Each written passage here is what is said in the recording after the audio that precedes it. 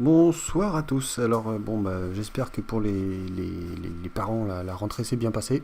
Nous on a fini de remplir les cahiers des enfants là, les carnets de correspondance, tout ça, la fiche médicale en double exemplaire avec les photos.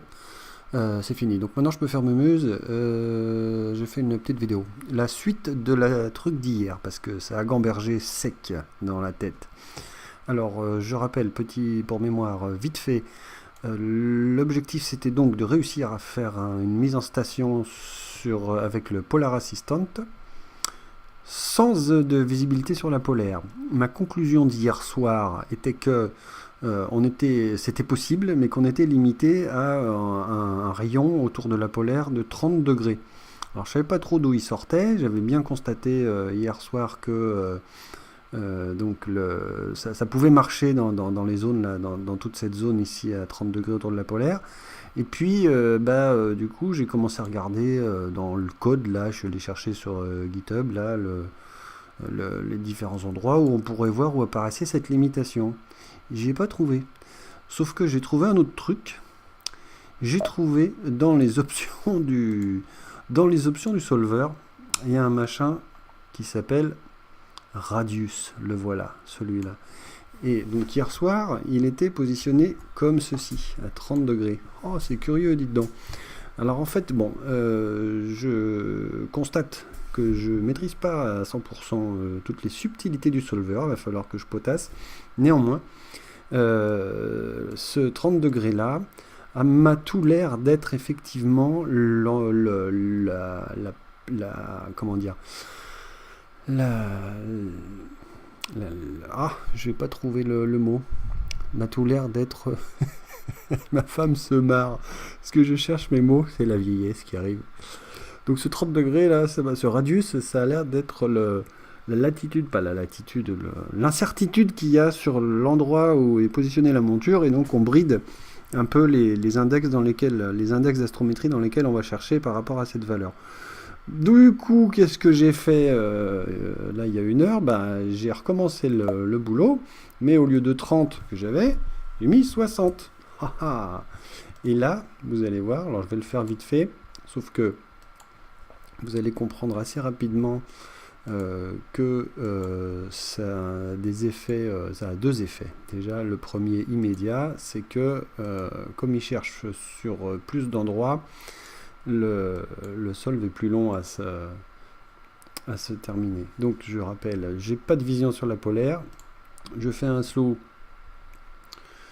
sur un endroit où vous avez vu, là j'ai cliqué par ici, c'est plus de 30 degrés. Et on va entamer la procédure.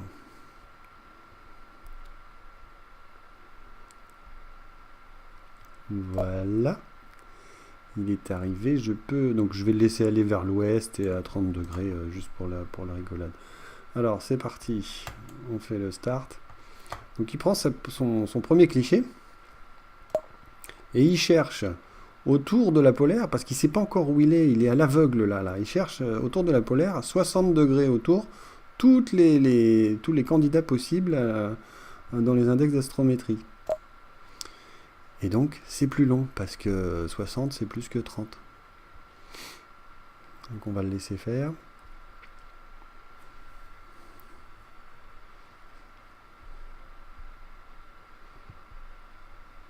Vas-y, pépère.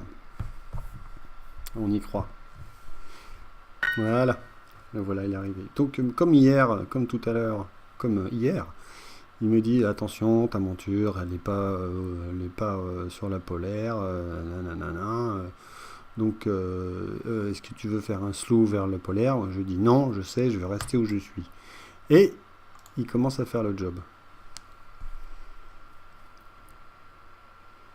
Voilà. Il prend un second cliché. Il le résout. Alors j'ai pas pigé pourquoi tout à l'heure, voilà, c'est plus rapide. Donc je pense qu'il commence à savoir à peu près où il est. Et le deuxième et le troisième cliché sont plus rapides à résoudre. Voilà.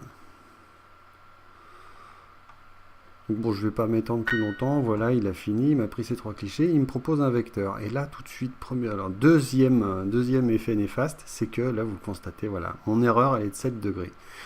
C'est un des inconvénients des nuages. On travaille avec les simulateurs. Je ne sais absolument pas si cette correction est représentative de l'erreur qui doit être provoquée par le simulateur. Je pense quand même que malgré tout, avec ce moyen de mesure là, si loin de la polaire, on doit induire une erreur plus importante sur la mesure de la position théorique et réelle la position réelle de là où pointe la monture.